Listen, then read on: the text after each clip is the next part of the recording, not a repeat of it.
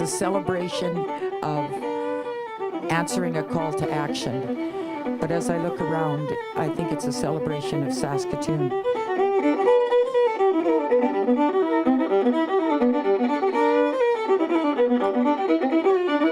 It's not very often you open two bridges in one day, and this bridge was just a line on the map in 2012, an idea of how do we make sure we can keep moving people throughout the city in the growing north end and the growing east end of the city, and we've done it in a way of also recognizing the future growth is going to require working together between the Indigenous and non-Indigenous community, and in the spirit of reconciliation, which we've been talking about and we are on the front lines of in the whole country. It's the naming of Chief Mistawasis Bridge.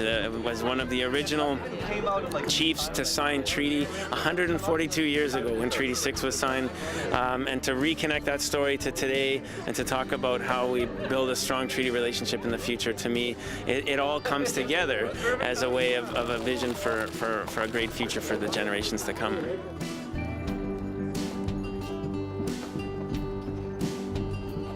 When you look at the people beside you and all the diversity, and that has to make us proud.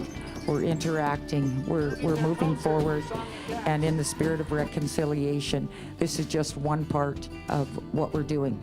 It's about the people, different races, different cultures, different identities, different age groups, coming together as one nation.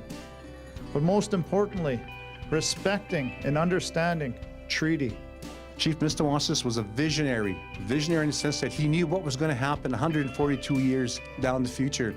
You know, he took the time to bring key people around him to ensure that when treaty was signed, the Ba'amatuan, that he looked at everybody, not just the First Nations people, but the newcomers, the settlers, the people, and how to really construct, you know, a solid foundation for growth and development for the communities that we represent. The vision that he had for our education wasn't what it was.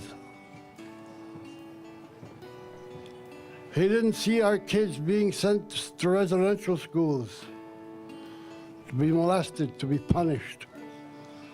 To be punished for speaking their language and coming home not understanding their own culture. The last 2 days, these young members of Mistawasis have run with the lance from the community to this community to recognize this bridging, to recognize this link that's being made, and the link to the original Chief Mistawasis as one of the signers of treaty. And to have these young people here representing that strong, hopeful, ambitious future for our communities, it to me is a remarkable way of recognizing that. These young people from Mistawasis took it upon themselves for their culture, their language, their identity, to do something significant. This young man to my left here, carrying his lance, this is something that they ran with for the last 2 days. Something everybody here today is bearing witness to. Today, we are being honored.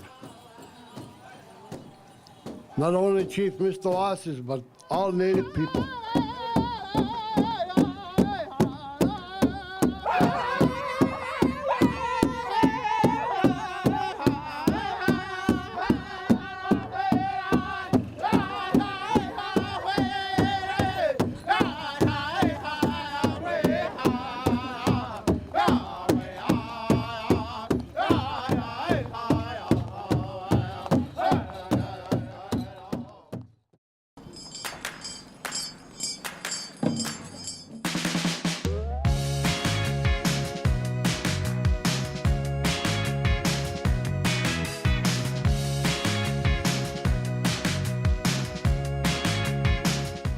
In 1907, that bridge was built as a condition of the formation of the city of Saskatoon, and it's been closed for 8 years in our community, and people have been watching and waiting and wondering and hoping that, you know, we could see that bridge reconnected, and now today it will be, and it's going to be a great bridge for people to walk across, to bike across, to skateboard across, and to drive to and from work, and also to have festivals and events.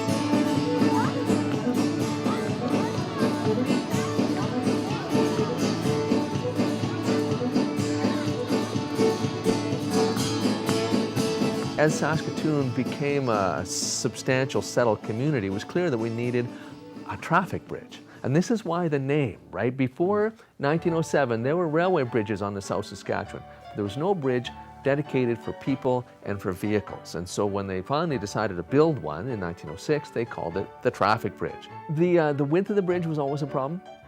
And that's sort of a funny thing, because the new bridge is much wider than the old bridge. And that's kind of sad, because the traffic bridge, the width of the traffic bridge was kind of a rite of passage for generations of Saskatoon young drivers, you know, being forced to make their first white-knuckled trip across this narrow little bridge. In the fullness of time, it began to deteriorate. In 2005, the bridge was closed. 2005, 2006 was closed while a bunch of repairs were done because the steel had rusted so badly. And then that bought us about 4 more years. And then in 2010, the engineers took another look and they said, you know, this bridge, you know, it's going to fall down.